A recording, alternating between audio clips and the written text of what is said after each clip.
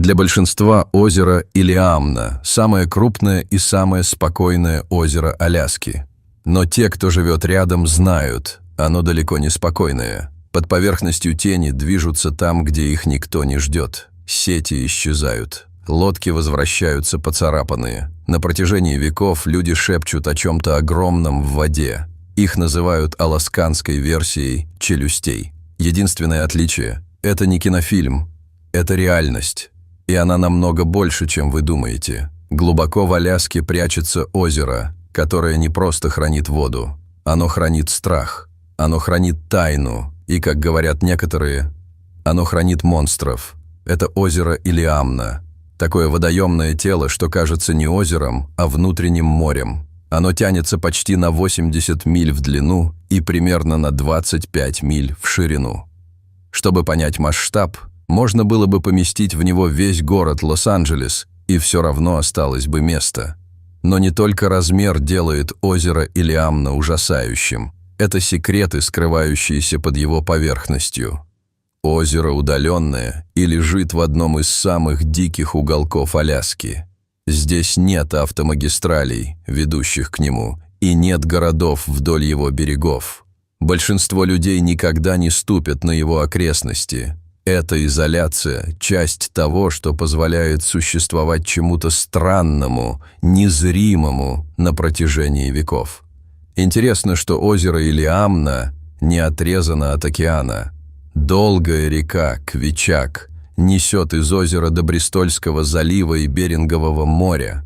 Это значит, что существа из океана могли проникнуть в озеро и, оказавшись внутри, адаптироваться к пресной воде и исчезнуть в темных глубинах. И это уже происходило. Местные видели тюленей, плывущих в озере. Даже белуха была замечена за десятки миль от побережья, резвясь в пресной воде. Если маленьким морским млекопитающим здесь нужно выживать, почему не чему-то большему? Что-то древнее и опасное. Теперь подумайте о структуре озера. На поверхности оно кажется спокойным, но внизу оно слоями как торт. Теплая вода лежит сверху, а холодная, более плотная вода – снизу. Это разделение называется термоклином. Для большинства людей это ничего не значит. Но для того, кто пытается прятаться, это значит все. Под термоклином звуковые сигналы слабнут, свет исчезает, а видимость падает практически до нуля. Животное может быть на расстоянии 30 футов под вашей лодкой, и вы даже не узнаете о его существовании. Рыбаки говорят об этом постоянно. Они утверждают, что озеро поглощает вещи, которые в него бросают. А слухи растут еще больше из-за огромной глубины. В некоторых местах озеро Илиамна пронули вниз более чем на 1000 футов. Это глубже, чем высота Empire State Building.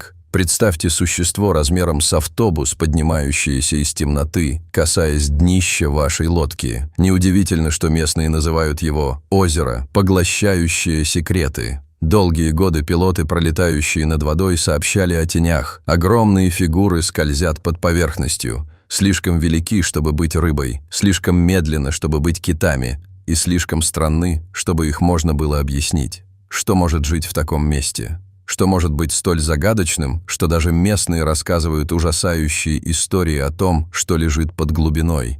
К 70-м годам озеро Илиамна стало больше, чем место для легенд о таинственных существах. Оно привлекало официальных следователей, опытных пилотов и обычных жителей, которые все увидели нечто невозможное, выходящее на поверхность воды. Одно из самых ярких столкновений произошло в 1977 году. Пилот по имени Тим Лепорт летел над озером вместе с исследователем, который прибыл именно для изучения тайны Илиамна. Когда самолет пересек поверхность, они увидели это одновременно. Масштабная фигура двигалась прямо под поверхностью. Ее спина выгнулась дугой, длинная и блестящая, и затем рядом поднялась еще одна. Их поразил размер. Каждая фигура тянулась как минимум на 30 футов, возможно, длиннее. И оба свидетеля дали одинаковый рассказ, однако это был не единственный случай. В 1988 году масштабное свидетельство потрясло небольшие общины вокруг озера. 17 человек, стоявшие на берегу, заявили, что видели огромных существ, выныривающих сразу несколькими. Существа двигались сознательно. Одни скользили в воде парами, другие кружились. Свидетели оценивали длину от 25 до 40 футов. Чтобы столько людей описывали одно и то же в одно и то же мгновение, трудно было списать это на воображение или игру света. Этот десятилетие также принесло одну из самых тревожных личных историй. В 1987 году женщина по имени Вера Калях плелась на лодке по озеру, когда вода вокруг ее судна стала двигаться. Она описала появление темных масс, движущихся под ней. Ее лодка сильно качалась, словно что-то большое выталкивало ее снизу. Устрашенная, она поспешила к берегу, позднее рассказав свою историю соседям, которые уже знали репутацию озера. Эти годы создали странное ускорение. Истории перестали быть изолированными или привязанными к одному человеку. Их поддерживали группы свидетелей, некоторые из которых – обученные наблюдатели, и в нескольких случаях они задокументированы в официальных отчетах. Пилоты подавали заявления, рыбаки рассказывали местным властям, и даже начали появляться фотографии, хотя многие из них держали в тайне или отвергали как недоказуемые. Даже когда официальные агентства пытались умалять рассказы, местные знали – озеро вступило в новую главу. Гиганты больше не были довольны тем, чтобы прятаться в глубинах. Они выходили на поверхность, вынуждая свидетелей признать их, и оставляли после себя след рассказов, который нельзя было стереть. Вскоре после наблюдения Тим Лапорта в 1977 году любопытство к загадочным существам озера Iliamna распространилось по Аляске. В 1979 году это любопытство превратилось в одну из самых амбициозных охот за неизвестным существом в истории Северной Америки. Началось все с газеты. The Anchorage Daily News решил вывести тайну на первый план, предложив награду в $100 000 за твердые доказательства монстра Iliamны. Задача была проста – принести доказательства, фото, труп или что-либо еще, что смогло бы усмирить скептиков. Объявление вызвало волну волнения по всему штату, и внезапно все, от профессиональных охотников до любителей приключений, говорили об озере. Охота, которая последовала, собрала странную смесь технологий и отчаянности. В водах опускались подводные лодки, их огни освещали лишь небольшой участок огромного озера. Сонар сканировал глубины в поисках движущихся форм, давая сигналы о больших телах, скользящих далеко под поверхностью. Гидрофоны записывали странные звуки, низкие и резонирующие, не совпадающие с криками тюленей или движением рыбы. Сообщались даже попытки экстрасенсорного характера. Некоторые группы утверждали, что экстрасенсорные методы помогут найти существо. Также были некоторые физические доказательства. Рыбаки возвращались с сетями, разорванными чем-то столь мощным, что называли это силой. Лодки показывали повреждения корпуса, которые не казались результатом камней или льда. На снаряжении находили следы зубов, глубокие и широкие, что наталкивало на вывод о таком большом животном, которого в пресной воде ранее не знали. Каждый отдельный факт казался добавлять топливо к вере в то, что в озере Iliamna обитает нечто необычное. Несмотря на азарт, охота так и не принесла окончательного доказательства, которое мир ждал.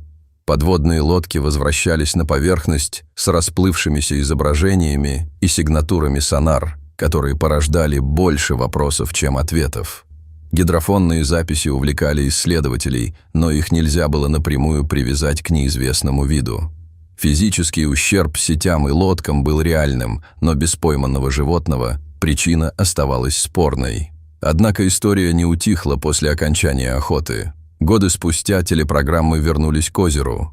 «Речные чудовища» с Джереми Уэйдом, где опытный рыболов исследовал те же воды. Уэйд рассматривал возможности sleeper sharks, сонных акул, осетровых и других известных существ, но даже с современным оборудованием он признавал, загадка Iliamны остается нерешенной.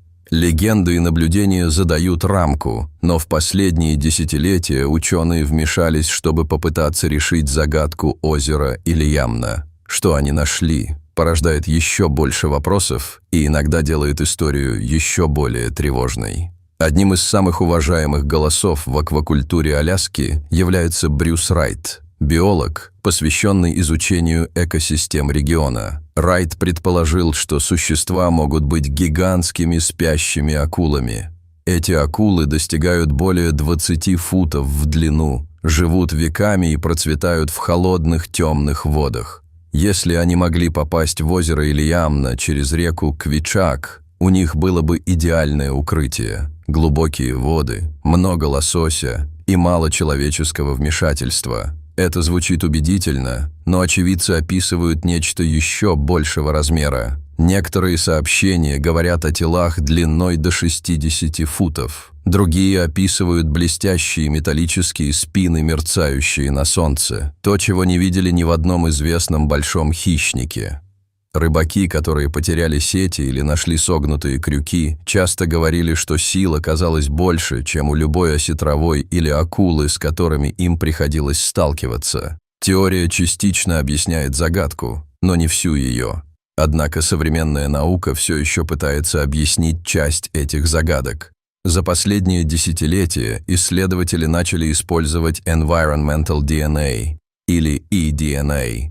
Анализируя образцы воды, ученые могут обнаружить генетические следы животных, недавно побывавших в этой области. При анализе образцов озера Ильямна результаты включали лосося, тюленей и другие ожидаемые виды, но также последовательности, не совпадающие с любыми зарегистрированными видами в базах данных. Эти находки намекают на то, что в озере действительно может обитать неизвестный вид. Тепловая съемка также использовалась в этот период. Самолеты, пролетающие над Ильямной, применяли инфракрасные камеры для сканирования поверхности и в нескольких случаях фиксировали тепловые сигнатуры, движущиеся чуть ниже воды.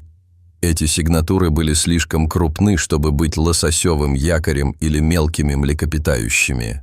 Они походили по размеру на крупных морских хищников, но появлялись там, где подобному существу не должно было быть места. Другим неожиданным источником данных стали сейсмические приборы. Предназначенные для измерения землетрясений, эти чувствительные приборы иногда фиксировали ритмические возмущения в озере, своего рода сигналы, которые возникают, когда что-то массивное движется по воде. Сейсмологи отмечали, что время не совпадает с распадом льда или штормами, что оставляло возможность того, что возмущения исходят от живых существ. Даже с этими инструментами теории остаются разделенными. Одни ученые настаивают на том, что наиболее вероятное объяснение – сплиер-шарки или осетровые. Другие же утверждают, что показания очевидцев о 30 до 60-футовых существах, движущихся группами, нельзя так легко отвергнуть.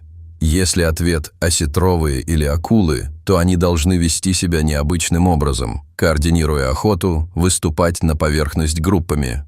Наиболее тревожной возможностью остается то, что озеро Ильямна хранит нечто полностью неизвестное. Хищник, который развивался в изоляции, или, возможно, переживший предысторический ряд, который считали вымершим. Если это так, то всю собранную пока информацию, разодранные сети, согнутые крюки, неизвестная ДНК и массивные тепловые сигнатуры можно рассматривать лишь как начало стека, потому что если вся эта технология не может объяснить, что таится в Ильямне, тогда вопрос остается, что именно поднимается из глубин, когда вода рябит, и почему оно остается недосягаемым. За десятилетия ученые, дайверы и кинематографисты приходили к озеру Ильямна с надеждой решить загадку. Одни уходили с историями, которые не могли объяснить, другие вовсе не возвращались. Первые сообщения об исчезновении исследователей датируются 1950 годами. Малые исследовательские команды выходили на лодках, неся камеры и сонар, настроенные на доказательство того, что монстр реален. Немногие возвращались. Некоторые лодки возвращались с дырками в корпусе, как будто чего-то огромного не хватало снизу. Другие возвращались к берегу пустыми, без команды внутри. Люди исчезали, их оборудование рассыпано. В 60-х годах пара биологов устроила лагерь на берегу озера, запуская кабели в воду, чтобы записывать подводные звуки. Однажды ночью их сигнал пропал. На следующее утро местные нашли их оборудование наполовину закопанным в грязи. Провода разрезаны как клинком. Оба ученых исчезли без следа. Истории становились все мрачнее с течением времени. В конце 70-х в озеро спустилась команда дайверов из Мейн-Лоулорна с новым оборудованием. Они полагали, что монстр может быть найден в подводных пещерах по береговой линии. Они погрузились в ледяную воду, но в течение нескольких минут их радиостанции начали пропадать. Шум, искаженные голоса и внезапная тишина. Вынырнул только один дайвер, дрожащий и задыхающийся. Он отказался объяснять, что случилось, а остальные, кто был с ним, не вернулись. Одна из самых тревожных историй произошла в 90-е, когда японская съемочная группа посетила Ильямну. Они утверждали, что нашли подводные пещеры, заполненные костями, как огромные клетки, ребра и черепа зажаты между камнями. Они делали фотографии, но когда пытались подняться на поверхность, нечто сошло на их подводный аппарат с разрушительной силой. Судно вернулось к берегу с глубокими зазубринами на алюминиевом корпусе. Когда команда разработала пленку, многие кадры были испорчены, а пещеры так и не были найдены снова. Даже в последние годы исчезновения не прекратились. В 2021 году двое местных дайверов исчезли, исследуя южный конец озера. Их поддерживающая лодка нашла их швартовочные веревки перерезанными, и хотя спасательные операции продолжались неделями, следов дайверов не нашли. Недавно что-то изменилось. Наблюдения за озером происходят все чаще. Монстры показываются тем способом, которым раньше не показывались, и многие считают, что причина кроется в изменении климата. Аляска теплеет быстрее почти, чем где-либо на Земле. Мерзлые грунты, окружавшие озеро, тают, и лед, который когда-то сдерживал землю, распадается. По мере смены сезонов само озеро меняется. Температуры воды поднимаются и опускаются новыми путями, образуются течения там, где раньше их не было. Эти изменения могут вынуждать обитающих там сущностей подниматься ближе к поверхности. Рыбные миграции тоже в беде. На протяжении поколений монстр был связан с лососем, который заполняет озеро каждое лето. Но подогретые воды нарушают миграционные схемы. Рыбы прибывают позже, движутся иначе, а в некоторые годы в меньших количествах. Если существа зависят от лосося как источника пищи, они могут следовать за рыбой в новые районы, приближаясь к берегу и пересекаясь с людьми намного чаще. В то же время люди все глубже вторгаются в страну Ильямны. Все больше лодок, самолетов и туристов ищут приключения. Рыболовство стало привлекательной достопримечательностью. Технологии упрощают отслеживание передвижения по озеру.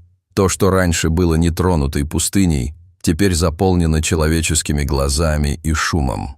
Монстры могут и не появляться чаще, чем раньше, но они просто стали труднее избежать. Современные инструменты – одна из причин, почему в настоящее время наблюдается больше случаев. Дроны летают над озером и снимают с воздуха.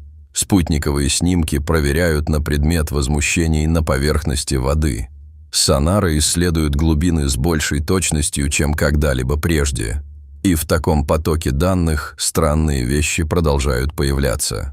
В 2019 году операторы дронов зафиксировали темное, меняющее форму очертание, скользящее под волнами. Оно было длинным и толстым, слишком большим, чтобы быть тюленем, и слишком гладким, чтобы быть стаей рыб. Спутниковые снимки выявили возмуги и следы на участках озера, где лодок не было. Сонарные группы зафиксировали крупные движущиеся массы, которые появляются и исчезают без предупреждения. Возможно, это просто твердые факты того, что что-то будется. Поскольку правда такова, мир вокруг озера распадается, и что-то, живущее в его глубинах, вынуждено показываться на поверхность. Для тех, кто стремится узнать, что прячется под водой, вопрос уже не «существует ли монстр?», а как долго он еще будет оставаться скрытым. Что делает озеро Ильямна особенным, так это вес его свидетельств. Это не просто одна расплывшаяся фотография или один взволнованный свидетель. Здесь несколько надежных наблюдателей видели монстров своими глазами. Пилоты, рыбаки, ученые и даже команды с сонарным оборудованием сообщили о фигурах слишком больших, чтобы объяснить их как обычных существ. Коренное население из племен тлинкит и алеутов описывает существа, которые совпадают с современными рассказами. Вдобавок к этому существуют физические признаки, такие как согнутые стальные крюки, поцарапанные пропеллеры лодок и сетки, разорванные на куски. Мало каких озерных легенд сопоставимо с таким следом. Тогда вопрос, связаны ли эти монстры? Может ли Несси, Агапого, Чемп и чудовище Илиамны быть дальними родственниками одной и той же древней разновидности? Некоторые ученые так считают. Они утверждают, что давно, когда таяли ледники и море поднималось, маленькие популяции огромных существ оказались заперты в глубоких пресноводных озерах по всему миру. Со временем они адаптировались к своим изолированным домам, прятались в тенях и выживали на рыбе. Если эта теория верна, то Илиамна может быть не просто алканской загадкой. Возможно, это одно из последних нетронутых окон в вид древнейших видов. И в отличие от других озер, Илиамна огромна, глубока и до сих пор в значительной мере не исследована. Что бы ни жило здесь, ему есть место для роста, охоты и сохранения в секрете. После десятилетий рассказов, утраченных улик и свидетельств, слишком многочисленных, чтобы игнорировать, правда об озере Илиамна наконец начинает подниматься на поверхность. Это озеро определенно кажется, что держит нечто, что противостоит науке. Доклады, повреждения лодок, шрамы на сетях и сигналы сонаров указывают на одно. Здесь есть хищник, и он не похож на все, что мы знаем. Страх касается не только его размера, но и поведения. Свидетели описывают существ, действующих сообща, окружающих лодки и наносящих удары с такой силой, что она может согнуть сталь. Другие говорят о единичных гигантах, достигающих до 60 футов в длину, которые движутся молча и исчезают в глубинах. Что было раньше тенью или рябью, теперь воспринимается как полноценные столкновения, ближе к зрителям и чаще. И поскольку наблюдений стало больше в последние годы, это может указывать на закономерность. Но в конечном счете то, что мы знаем, действительно тревожно. Озеро Илиамна скрывает существо, или, возможно, группу существ, которые могут расти более чем 30 футов, повреждать металл, демонстрировать признаки интеллекта и избегать поимки, несмотря на современные технологии. Теперь, когда мир меняется, монстры озера выходят из тени. И вопрос больше не в том, существуют ли они. Вопрос в том, чего они хотят, и как долго еще мы сможем их избегать. Так что верите ли вы, что ждет в темных водах озера Илиамна? Доисторический выживший, мутация или что-то еще, что мы пока не можем назвать? Оставьте ваши мысли в комментариях ниже. И не забывайте поставить лайк, подписаться и поделиться. Если вам понравилось это видео, нажмите на следующее видео на экране.